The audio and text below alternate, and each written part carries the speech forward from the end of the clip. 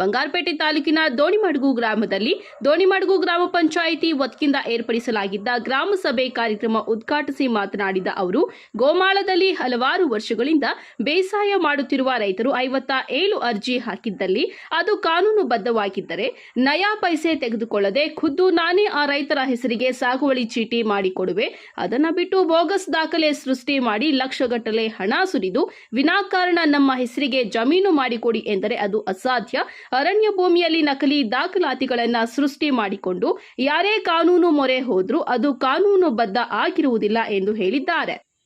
ಗ್ರಾಮ ಸಭೆ ಎಂಬುದು ಮಹಾತ್ಮ ಗಾಂಧೀಜಿ ಅವರು ಕಂಡ ಕನಸು. ಗ್ರಾಮಗಳ ಅಭಿವೃದ್ಧಿಯಾದಾಗ ಮಾತ್ರ ದೇಶ ಉದ್ಧಾರ ಎಂಬುದು ಗಾಂಧೀಜಿ ಅವರ ಕನಸಾಗಿತ್ತು. ಆ ನಿಟ್ಟಿನಲ್ಲಿ ನಾವು ಅಧಿಕಾರಿಗಳೊಟ್ಟಿಗೆ ಪ್ರತಿ ಗ್ರಾಮ ಪಂಚಾಯಿತಿಗೆ ಭೇಟಿ ನೀಡಿ ಜನರ ಕಷ್ಟ ಸುಖಗಳನ್ನು ಆಲಿಸುತ್ತಿದ್ದೇವೆ.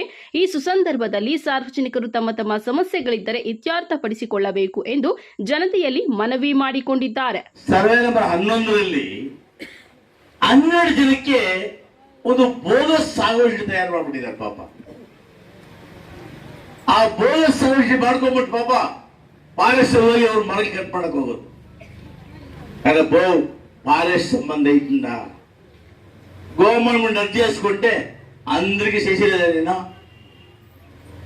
ಇಲ್ಲೋ ఎవరో బ్రోకర్ నమ్ముకునేది మన చేత పోయేది 5 లక్షలు 6 లక్షలు ఇచ్చేది ఆ బోగస్ సర్వే పెట్టుకొని మేము కోర్టుకు పోతామని చెప్పేది. ఈ పచ్చి బంధువులు చెప్పింది, ఎలుగా చెప్పింది, ఈ పచ్చి చెప్తా ఉన్నాను. దయచేసి గోమాళం జమీను అర్జీ చేసుకుండా బంధు చేయిస్తాను. ಯಾವುದೇ ಕಾರಣಕ್ಕೆ ಭಾರತ್ ಜಮೀನ್ಲ ಕೋರ್ಟ್ ಪೈಂಡರ మీరు మీకెవరికి ఆ జమీన్ అయ్యలేదు. యామార్చిన సాల్ద మిమ్మల్ని తిరిగి అమర్తా ఉండాರೆ. ಅಲ್ಲಪ್ಪ ನೀವು ಮೋಸ ಮಾಡಿ ನಿಮ್ಮ ಹತ್ರ 5 ಲಕ್ಷ 6 ಲಕ್ಷ ಕಿತ್ಕೊಂಡು ನೀವು ಮೋಸ ಔಷಧಿ ಕೊಟ್ಟರು ಇವತ್ತು ಕೋರ್ಟ್ ಸೇರಿಸ್ತಾమంటే మీరు వాళ్ళని నమ్ముతారే? న్యాయమా ಧರ್ಮ ಅರ್ಥ ಮಾಡ್ಬಿಡಿ. ದಯವಿಟ್ಟು ಯಾವತ್ತು ಕೂಡ ಕಳ್ಳತನ ದಾರಿಯಲ್ಲಿ ಹೋದ್ರೆ ನಮ್ಗೆ ಯಾವುದು ಲಭಿಸೋದಿಲ್ಲ.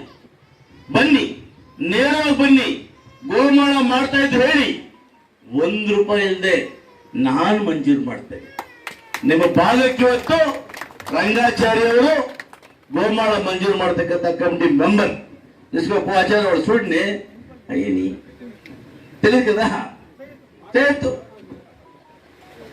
దర్ఖాస్తు గ్రాండ్ కమిటీ మెంబరు ఆయన. మీరు ఎవరైనా జమీన్లు దున్నుకొని ఉంటే ఫారం 57 వేసింటే ధర్మాన్ని చేయిస్తామప్ప. ఎలా బ్రోకర్ల మీద దుడ్లు ఇచ్చి పాడైపోతారు. ఇక జాస్తి అయిపోయింటే ఏంట టౌలెస్కి వచ్చిన. దయచేసి పేద సాదా రైతు కష్టపడిన దుడ్లని ఒడ్డుకి తీసుకువచ్చి దయచేసి వాళ్ళు ಪಾಸ್ చేయొద్ದಂట.